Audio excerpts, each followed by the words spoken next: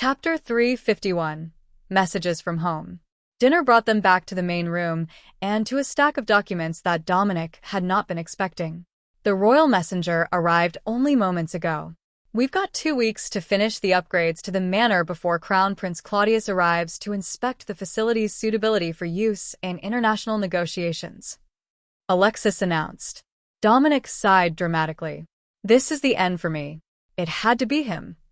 Prince Fahad nearly choked on his drink, while the other two princes looked confused.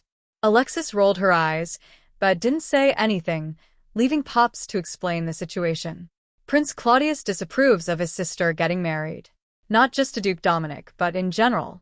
He was a leading voice in the movement to convince her to take an oath of celibacy to remain with the royal paladins. He explained, "At least we will have most of the improvements finished by the time that he arrives. The convention center is doing well, and the officers have been quite approving of using it for their meetings. But the expansion of the manor is nearly finished as well. All we need is to do the landscaping and some final decoration." Prince Russell replied. Alexis nodded. "Millie, our garden witch, will do the landscaping, and I have the stored items for the decoration of the extra courtyards. By the time that he arrives, it will just be the rest of the city that needs to be finished." Dominic shrugged. "The factory will be ready to make their first shipment by then, and if we push, the school will be ready as well. Should we arrange a grand opening ceremony for the school for after his arrival? Some sort of public event to distract him from domestic affairs?" "No." Every one of the royals replied at the same time. "All right then. I take it I misunderstood his affinity for social events." Dominic asked. "Not at all. It's the rest of us who don't want to be at a social event with him. They're never grand or well-organized enough for his taste, but he never wants to be part of the planning or any of the event but a speech." Alexis replied. "Well, that was not the response that I was expecting, but it seems that he has a reputation nearly as well known as my own." Prince George turned to stare incredulously at Dominic. "How do you even come to that conclusion? He's simply known by his fellow royals as an escape artist when it comes to social obligations. Your reputation would get your title recognized anywhere on the continent by even common shopkeepers." Prince Fahad nodded. "We had an envoy from Flockware in for the New Year's ceremony last year, and he already knew the story of how Dagos had been sending envoys to demand searches for you.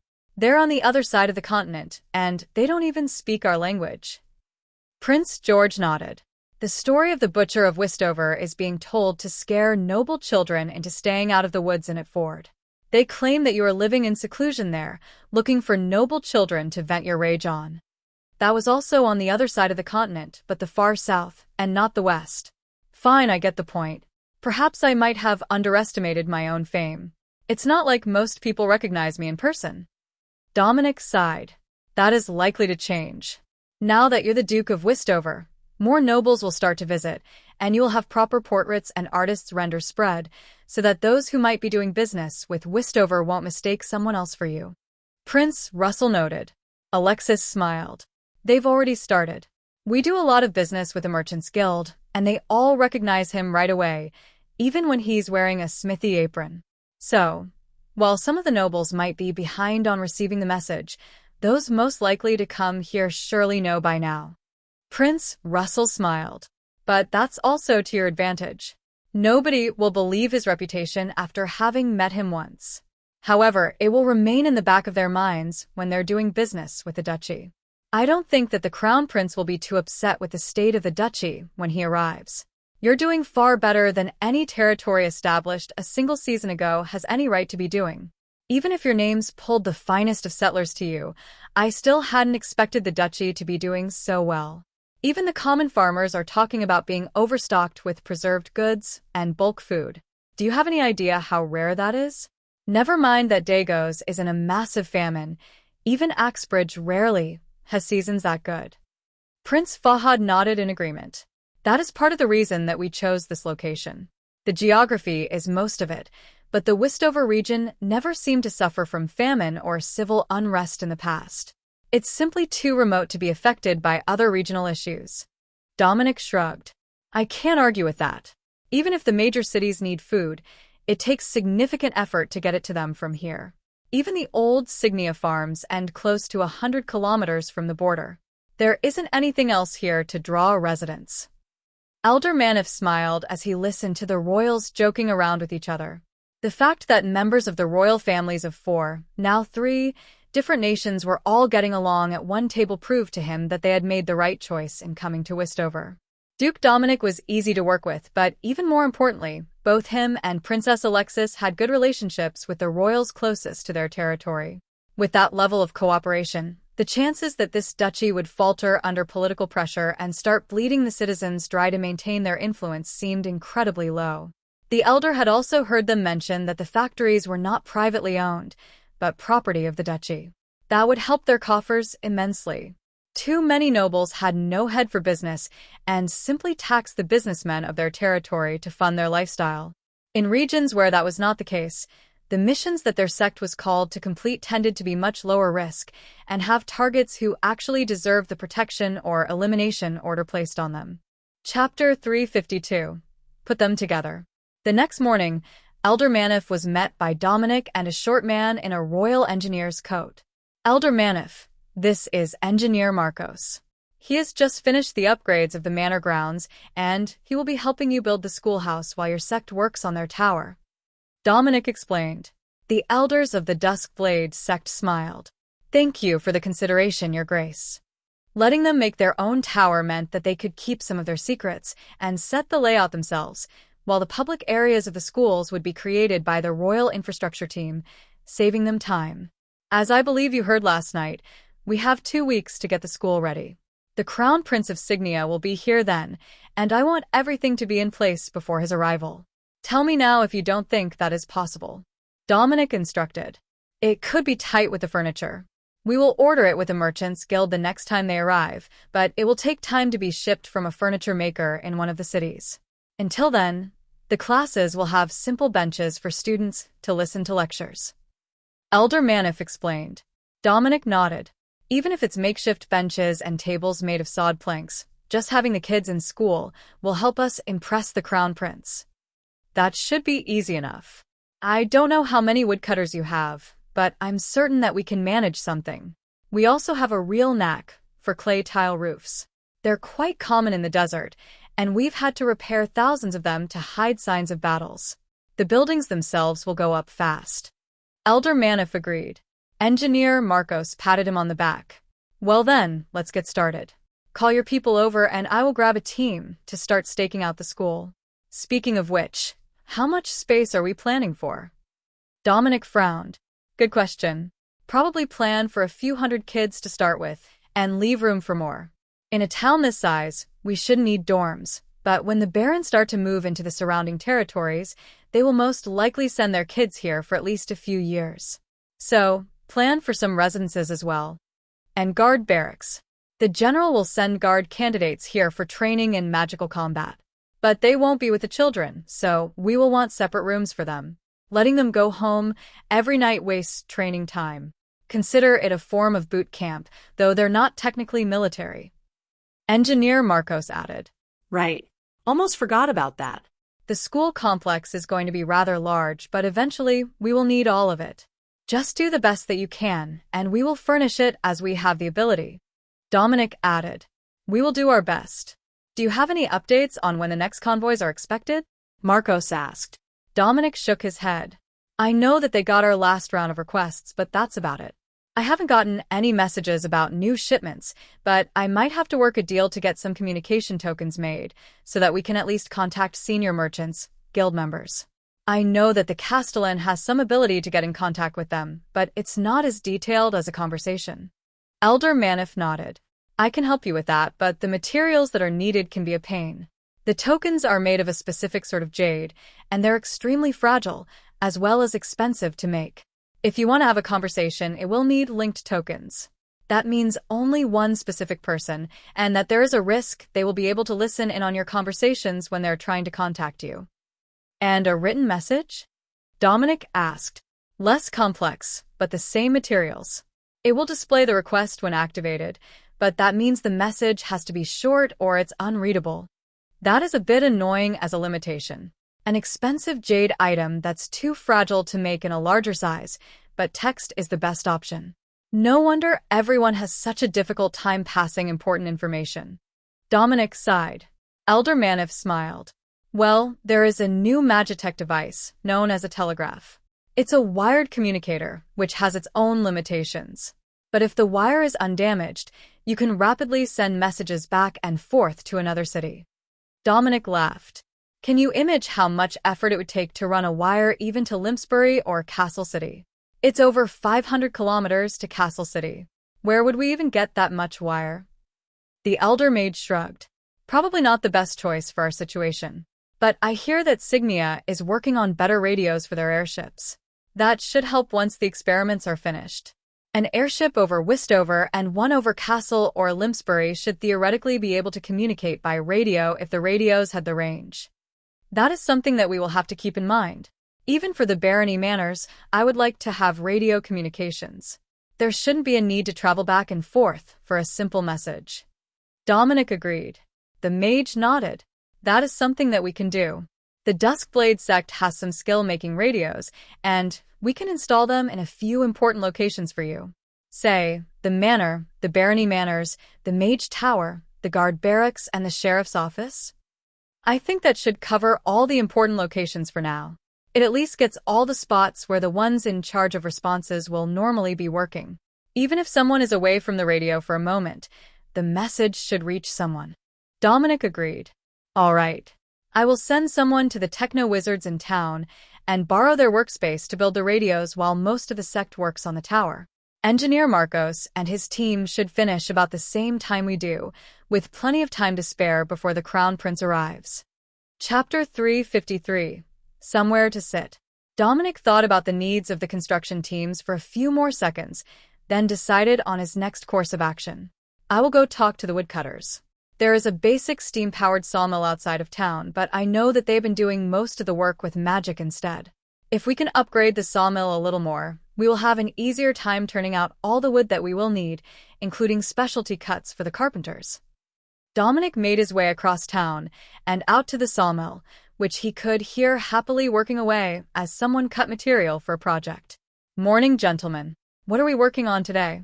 He asked the group of hunters that were working the sawmill, with one lone woodcutter to guide them. John, the carpenter, wants us to cut a bunch of these larger trees for tabletops. The new houses need them, and we're short on mages at the moment with all the new buildings going up. The woodcutter explained. Then I'm about to bring you bad news. We're building a schoolhouse, and we will need desks and chairs or benches for the kids. Dominic explained. The woodcutter shrugged. I'm sure that we can find more men to work on the project, but we've only got the one saw. Dominic nodded. We've got some newly arrived mages from the Duskblade sect who are going to build a tower here and run the school, so they'll be doing the majority of the work. But we will need pre-cut boards to save time, and someone will need to fell them as well. So, here I am, checking what state we're at. We're good on small trees for building boards and firewood, but we don't have a lot of larger trees downed. There wasn't any good reason for it, and the smaller ones needed cleared anyhow. Most of them come from the edge of fields or too close to houses. Trees that have grown in the last decade, you see. But I can have the boys drop a couple and drag them here with an ox team. The woodcutter suggested. I will have to talk to John. I don't know how many trees it will take to make a schoolhouse full of desks. Dominic realized. The woodcutter laughed. 1. The answer is 1. Cut 1 knuckle thick and polished, you could make a new tabletop for every house and still have enough wood to do a school full of desks with one large tree. In fact, this one might be enough. Even though it's short. It was hit by lightning and broke off, so it's only half height, but it's still a lot of wood. There is a whole other log sitting outside from the same tree that we haven't even started on. All right, I will go talk to John, since he's going likely to be the one making them, unless we have other carpenters available. The men gave him a slight bow. Good luck, my lord. There are more carpenters in town, but he's the most skilled. John will set you on the right path for sure. Dominic left them to their work and went looking for the carpenter, who was usually working with architect Suni and the men of the Purity sect. Suni was outside one of the houses under renovation, making him easy to find, so Dominic took a moment to check on the progress. Lord Dominic, we've nearly got this one finished. Did you come to check on our progress? Dominic nodded. That too. I came to spread the news that we're putting up a new school, and we'll need furniture. The Crown Prince of Signia will be here in 2 weeks, and we are hoping to have the kids in school by the time that he arrives. The short man smirked and lit a cigarette. Well, you can't have him accusing you of slacking or raising an uneducated populace. The board cuts that they're making for the tables will work well enough for school desks, I reckon. How about starting them with folding chairs? We can get a whole trailer of them from the Merchants Guild easily enough. It would take time to make them, or tool the factory for them, but they're easy to pack. That's not a bad idea.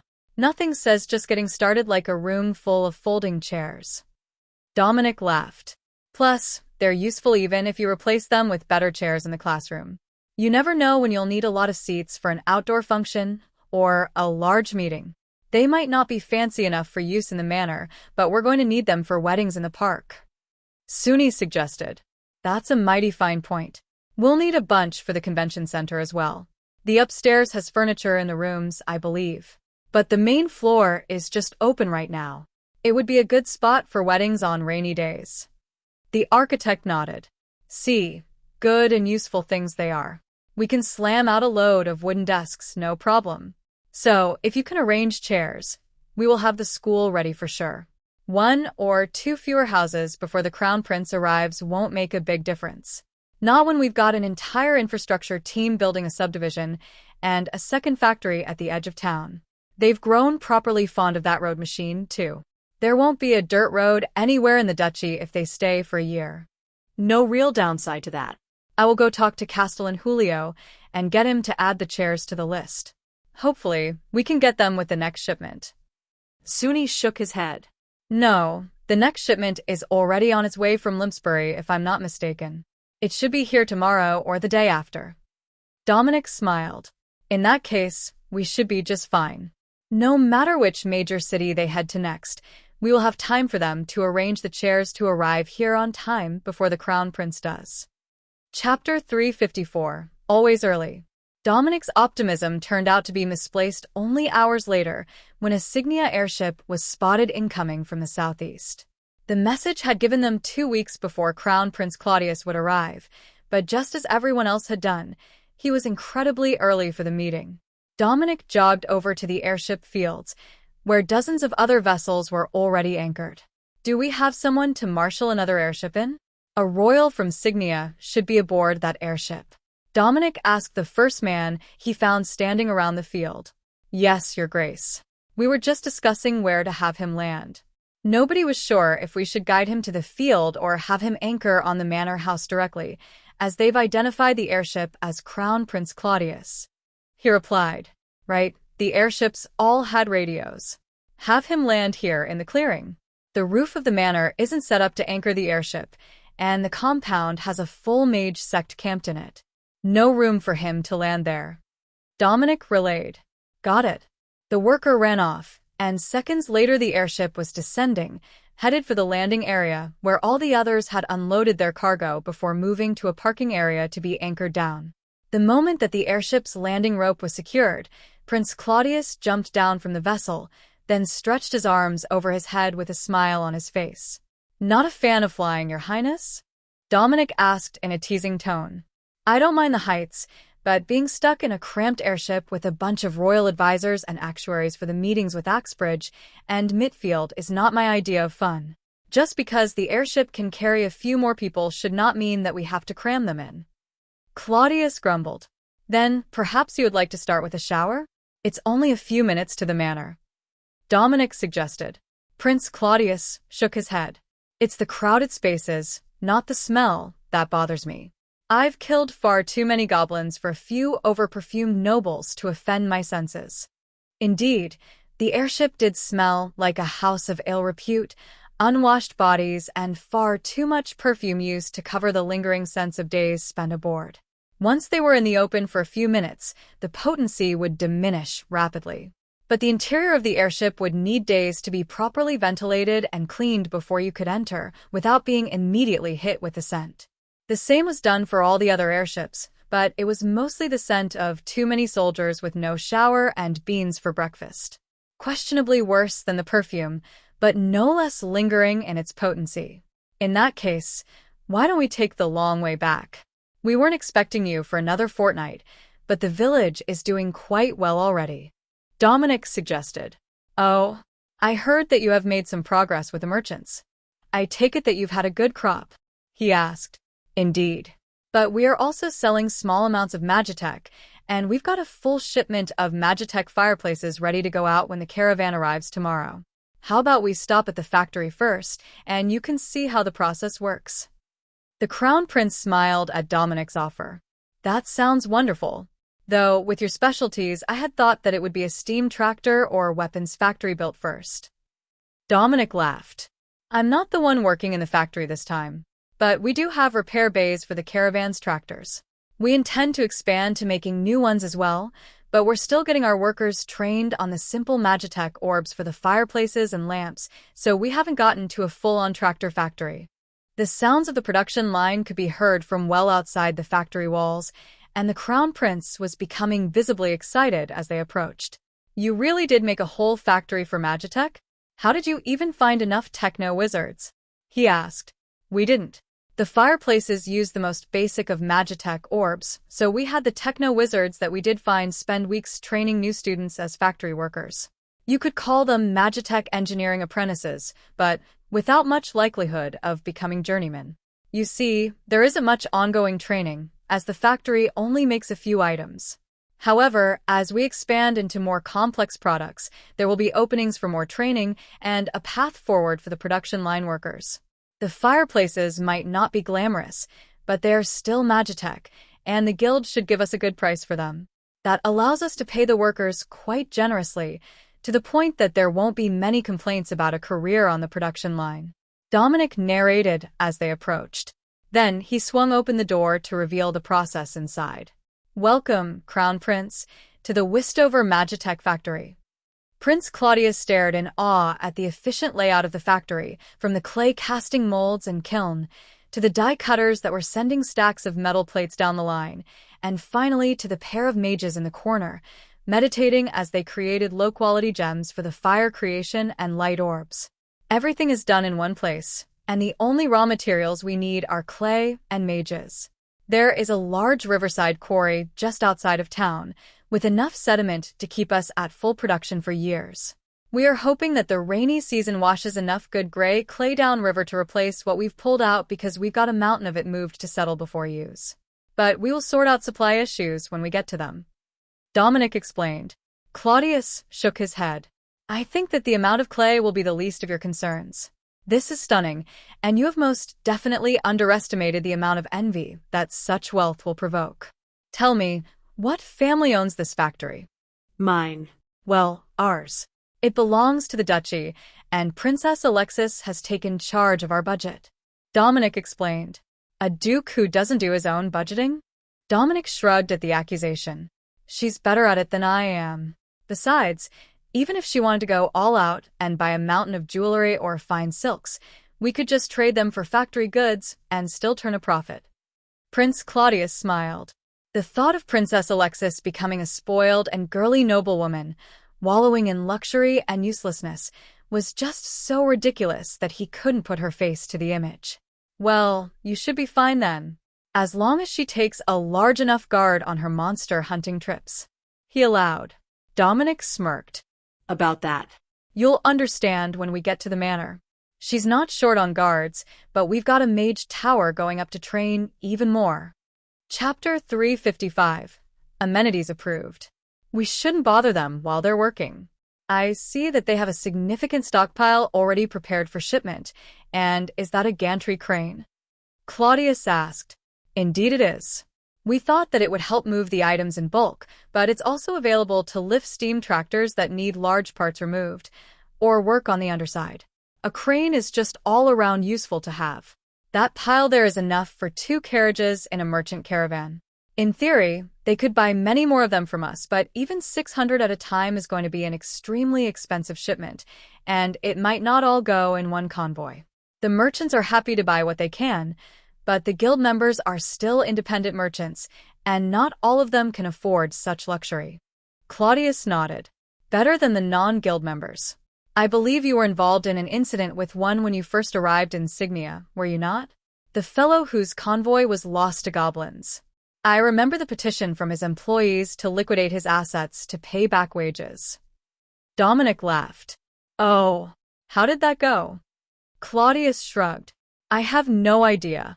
We approved the petition, but that goes to the bureaucrats. It doesn't concern me how much he had for them to actually collect from. Collecting from a dead man would never be easy, but there was no guarantee that the merchant was even from Signia, or that he owned a home. Most would. Merchant caravans weren't a cheap endeavor. But there was no security to the job. Much of the job was knowing what to buy, and at what price. You had to pay for it in advance, which meant that you had to find a buyer willing to pay more than what you bought it for. It wasn't a job that Dominic would want. Let's go see the rest of the city before we head to the manor. I will assume that there will be rooms ready for me by then. Claudius suggested. Dominic smiled. Indeed. We added secondary courtyards for visiting guests, all equal distances to the entrance to the main manor. But given your identity, Alexis might find a different spot for you. Claudius smirked. Good call.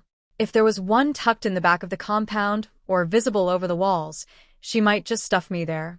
Is Russell still here as well? Dominic nodded. Indeed.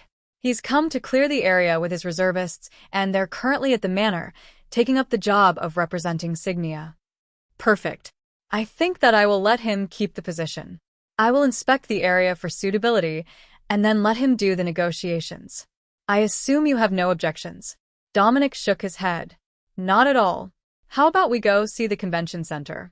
We've still got furniture coming for it, but it's functional for basic events now, and they've built cots in the upper-level rooms for the officers. Claudius smiled, a genuine expression of amusement. You do have good advisors, don't you? Most don't think of the secondary officers who aren't staying with their noble leader.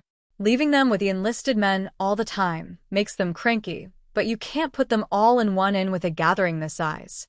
Dominic winked at him. We've covered most things now, I think. The Adventurers Guild is going to come take residence in the convention center soon, I am told. Then they will take over operations when it's not in use for formal functions. The Crown Prince narrowed his eyes. There is something shady going on there, isn't there? I don't see you running a brothel, so I'm guessing a casino? You're good. It's all on the up and up. Nothing out of the ordinary, and it's out of sight, where it won't cause issues for anyone in town. We also set up deliveries to the armies every morning, with both a market cart from the farmers and a witch to deliver potions. Dominic explained. A witch? What could they need? Dominic smirked at him.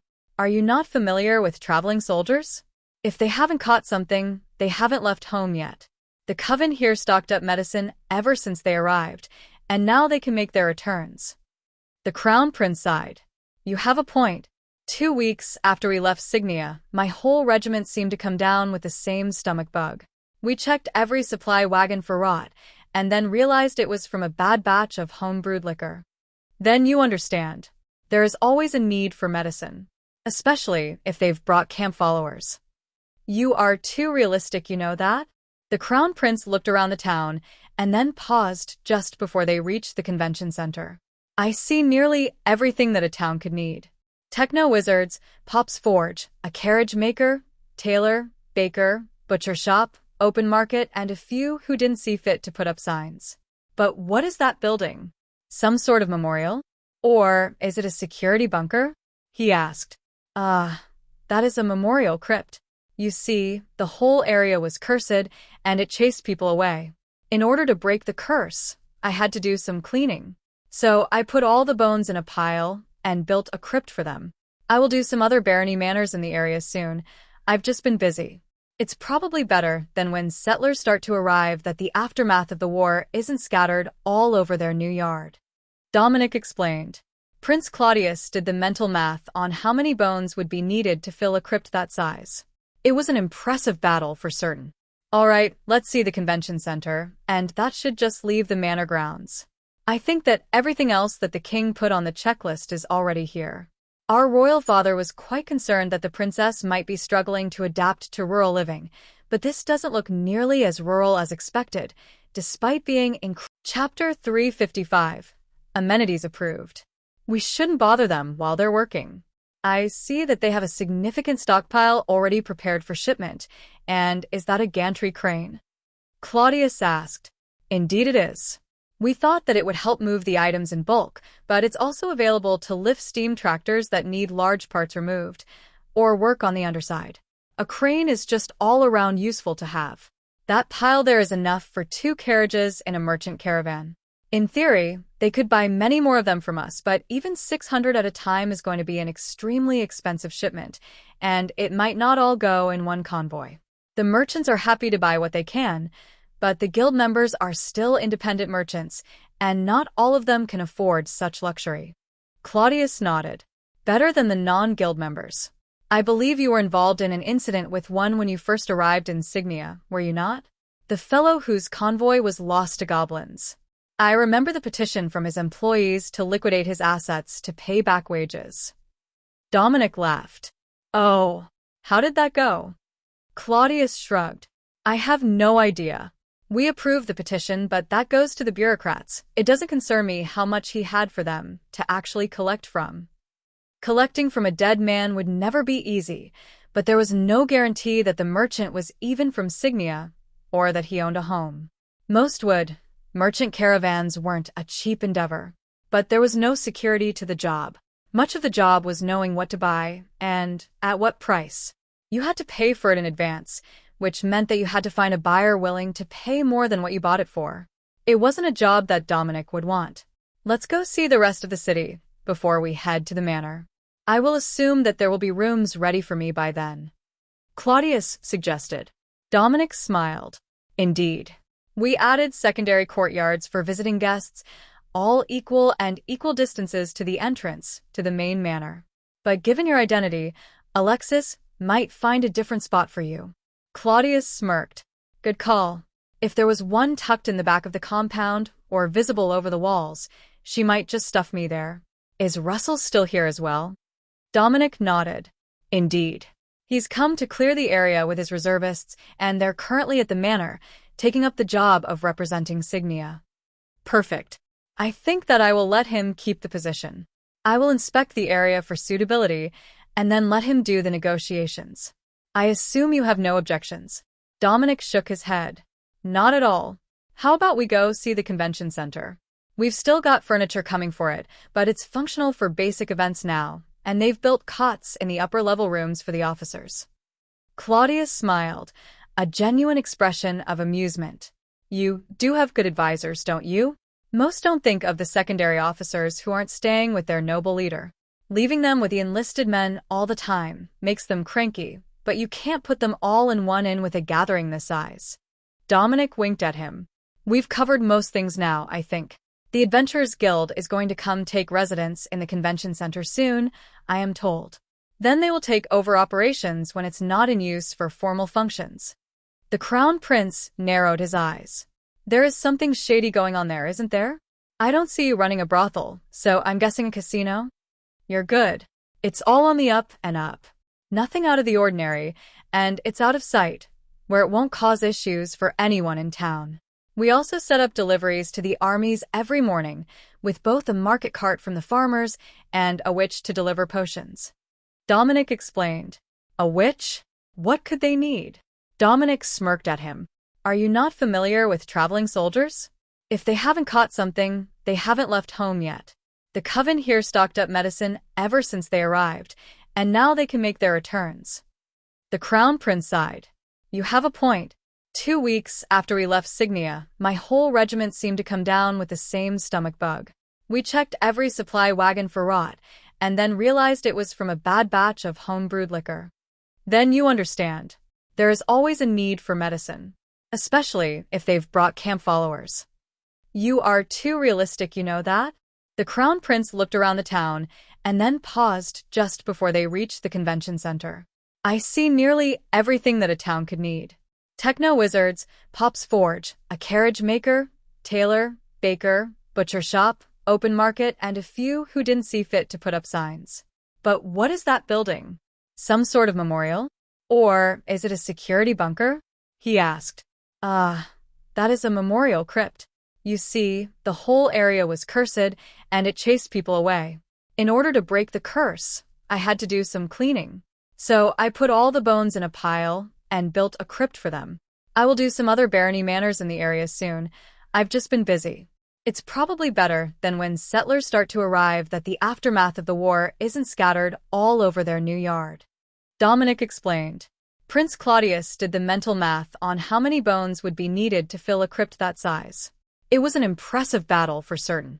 All right, let's see the convention center, and that should just leave the manor grounds.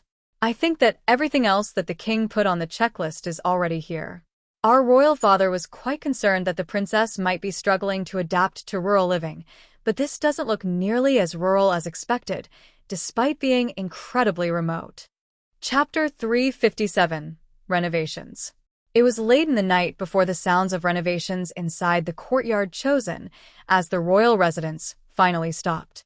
Dominic was a bit scared to see how gaudy and overdone the interior would be, as the courtyard was not large, with the sleeping areas on the second floor and the main floor being mostly an open social area with hidden bunks for a guard detachment along one wall. But they had spent half the day redecorating it. Fortunately, that meant both princes would be in the new unit starting now, which would move all of the actual business discussions out of the most traveled areas of the manor. It was more like having friendly neighbors than a house full of guests. Unfortunately for Dominic, he would not have time to enjoy the situation. There were caravans coming from both sides of the city, and the excited look on the face of the Duskblade sect elders said that they had more news for him this morning. If those convoys are who I expect them to be, then I won't have much time to talk today. So let's start with a recap. What have you got for me this morning? Dominic asked as breakfast was brought to the table. We have radios ready to place in the manors, and good news from the sawmill. They ran all night to cut boards for us, and our acolytes will be assisting the carpenters to get desks ready. Elder Manif explained. Now that is the best way to start the day. I believe that the office will be the best spot for it, and you can set up the antenna tower today. Dominic agreed. Alexis nodded in agreement. Both her and Castellan Julio worked in the office most of the time, but it was also well suited to station a maid in the room to listen for messages. Any spot they picked had to be somewhere that they could hear and record messages at any time of day, so the office was the best option. The only place that had staff in it for a larger percentage of the day was the kitchen, but it would be nearly impossible to hear a radio in there most of the time. Just the thought of trying to stop everything in the kitchen to listen to a faint signal was ridiculous. At least the office was usually quiet. What else do we have? Dominic asked. The scryers spotted a goblin tribe a few hours from town. We intended to send a team out after them later. Elder Manif added. Alexis smiled. I will take a few men and accompany them. I am certain that the mages will appreciate a few royal paladins. And Alexis appreciated the chance to get out of the house to kill goblins. She appreciated it a lot. Dominic ignored the way that she was already making plans and sending her royal guard to prepare for an overnight outing. He would be the one stuck at the manor today, likely with 2 different guild convoys to deal with. Not that he wasn't looking forward to them. Having the Adventurers Guild here would save them countless headaches in the future, and the merchants should be here to pick up the first shipment of Magitech fireplace inserts and lights. That would give them a much-needed influx of money to pay the workers their next month's wages and to cover materials orders for the new buildings. If you will all excuse me, I have work to attend. Please finish your meal. Dominic announced when the maids gestured that the convoys were close. Alexis gave him a kiss on the cheek, then a push toward the door. Don't wait up. We might make it an overnight trip to ensure that there are no other monster tribes too close to the town. She offered. I would expect no less. Talk to Beth before you leave. I'm sure she has something fresh for you. Then Dominic was out the door, pulling his boots on as he went. The soft shoes everyone wore around the house, or in the palace, were very comfortable, but terrible to work in, and Dominic knew that at some point today he would be helping load or unload cargo. Westover now had so many stone roads that you didn't really need to wear boots just to go out into the town anymore, but Dominic was so used to wearing them that he had never gotten to having more sturdy shoes made. The first caravan to arrive was going to be the Adventurers Guild convoy, and it was a big one. He had expected a handful of staff to work the new guild house and the casino underneath it. But it looked like they had brought an entire company of ragtag mercenaries with them. And farmers? Yes, they had definitely brought farm equipment. They must have picked up some refugees to fill out the convoy for coin. That would make sense, as the Adventurers Guild often ran protection for convoys of all sorts. Dominic smiled as he remembered his first trip out of town and the group of interesting characters that were in the caravan guards, like the chain-smoking cleric that was driving the forge wagon and Bella, the gunslinger. He scanned the caravan as he reminisced, then blinked as a familiar face popped out of a wagon window and waved at him. "Bella? Good morning," Dominic called, a smile creeping onto his face. Then, he saw a large head covered in freshly done braids appear behind her as was tried to see what his wife was waving at. "Blacksmith. Good timing. My sword is getting dull," the big warrior shouted. Dominic laughed. They must not know that he had been promoted. But what were they doing so far from home? Even if they took an escort mission, it would normally be to the capital and then back to Eremos village, so they were only away from the farm for a few days or a week. If they took this round trip and went right back to the capital, they would still be gone nearly a month, with the usual stops of a caravan. Chapter 358. Bella Returns. The caravan came to a stop, and an older dwarf in ornate metal armor hopped down. "Duke Wistover, I presume?" he asked. "Indeed. It's a pleasure to meet you, Guild Master. I see that you brought a rather large contingent with you." Dominic agreed. The dwarf smiled. "Tactical relocation. You see, the taxes are high to rebuild after the war, and the war effort didn't pay well. Plenty of mercenary-minded families are looking for a fresh start after they auctioned their old homes for funding. Then there are the folks from Eremos village. The village is expanding, and they bought out a bunch of farmers to build a suburb. There is some huge lout there who seems to know you, and convinced them all to come here." Dominic smiled.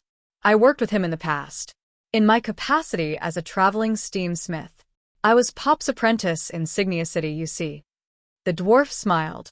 "I came here because he was here. No better place for me than a town with a proper dwarven smith. Looks like you've got a few in town, though." Dominic shook his head. "One smithy, one carriage shop, and a large magitech factory so far.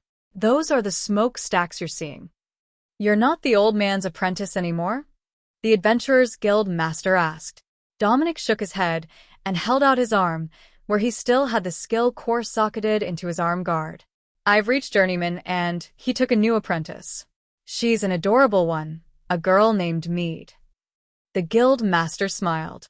"Oh, now that is a good name for a blacksmith. But we can catch up after I start getting everyone settled. Should I call the farmers out?" "Might as well.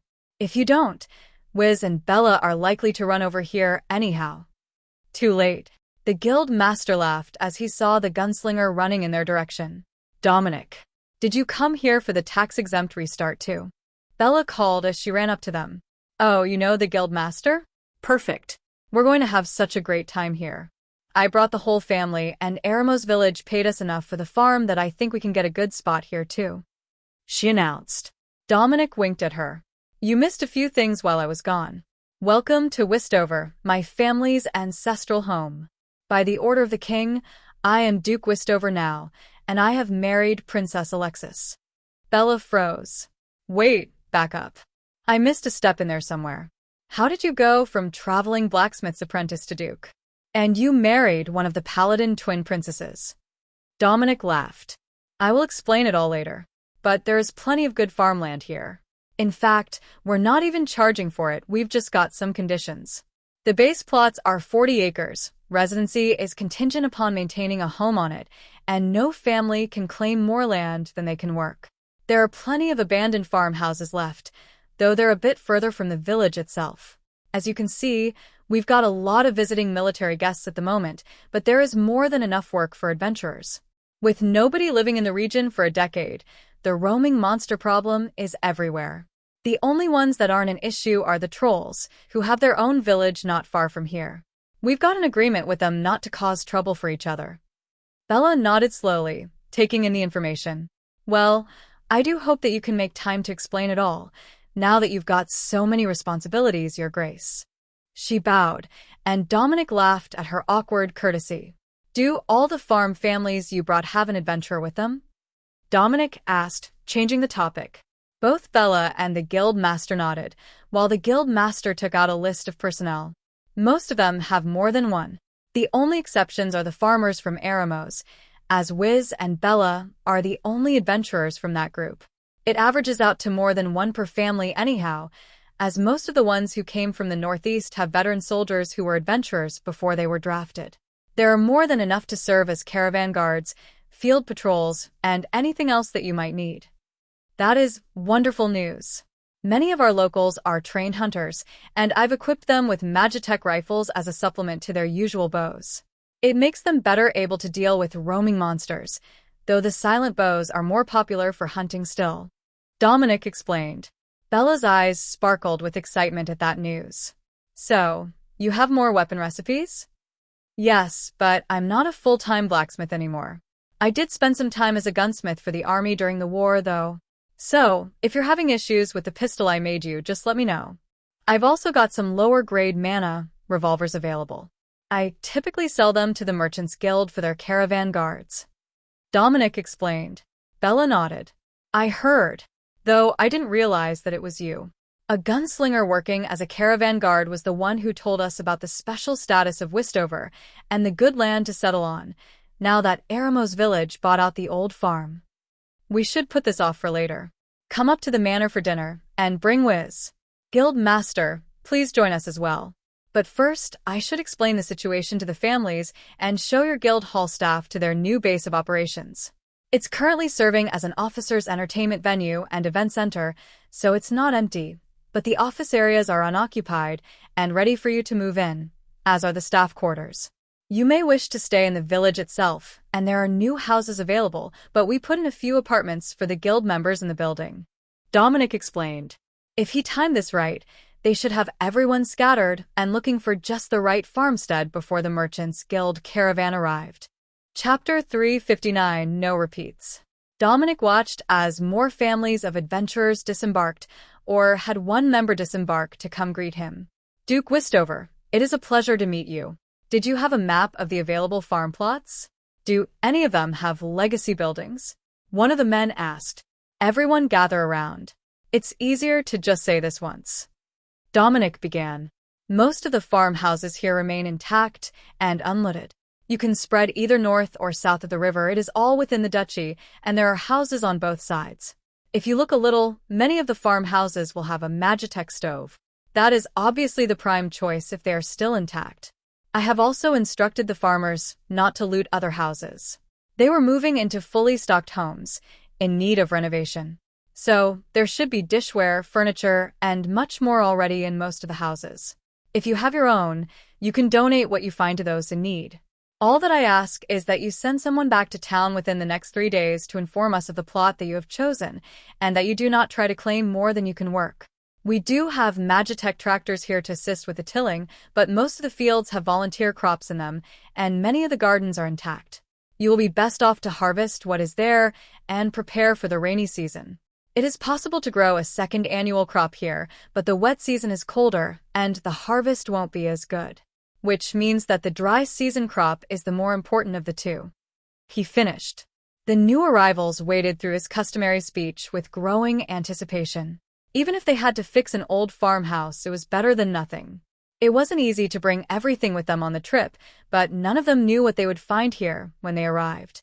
So, they had packed everything they could, including some building materials that would be difficult to get locally. Much of that wouldn't be needed, except to renovate. But it was still good to have it all. The new arrivals stopped to shake his hand on the way out, and then the vehicles began to spread out in different directions, with groups of families guessing what direction might hold the best farmland. Dominic noticed that the tractor pulling the trailers where Wiz and Bella's family were waving to him was a newly purchased one, still shiny at the fittings, where they would get dull after a year or two of exposure to the elements. But they had brought a fair bit of equipment, including the thresher that Dominic had repaired the last time he saw them, the one that the horse had kicked into submission. Half of the wagons were still stationary, arguing about what direction to go, as each tractor pulled a half-dozen families' worth of goods, and not all of them had the same idea on where they wanted to settle. But they all wanted to get there first. Unfortunately for Dominic, that was still the case when the Merchant Guild caravan arrived. Merchant. Excellent timing. The new arrivals were just about to head out and look for farms. Let me catch a ride with you, and we can head for the factory. Julio, can you help the Adventurers Guild master get settled? We still have prices to negotiate for the factory goods. Dominic noted. Julio bowed, but the guild master was already gone. He had taken off the moment that the farmers started to move, as he was eager to see his new guild house and the amenities that Dominic had promised. The trip to the factory was a short one, as the route had been designed to be easy to traverse with a trade caravan. But the look on the merchant's face when he saw that there were indoor loading and staging areas was worth the effort of riding over with him. If you send the empty wagons to the far side of the building, that's where the goods are staged today. Any of the others can pull inside at this end for repairs or inspection. We've got a fully stocked carriage maker, plus techno wizards and steam fitters. Anything that your equipment is likely to need can be either made or sourced here. Dominic explained.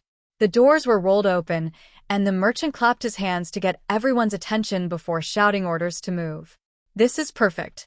We've got a damaged wool spindle that we've been putting off for a few days now, as we didn't want to fabricate something on the side of the road. He explained. Even if it's a large repair, you're fine. We've got water storage tanks and a gantry crane that can lift a full pressure vessel. So, if you need a bracket repaired or an axle swapped, it's not a problem. Dominic added. The carriage maker and his assistants rushed over as the merchants pulled into the bays. They got the repair list from the drivers and brought it to the boss for approval, as he would be the one paying, and they didn't want to do anything he hadn't approved. That's all fine by me. It's better to do it here than to wait again.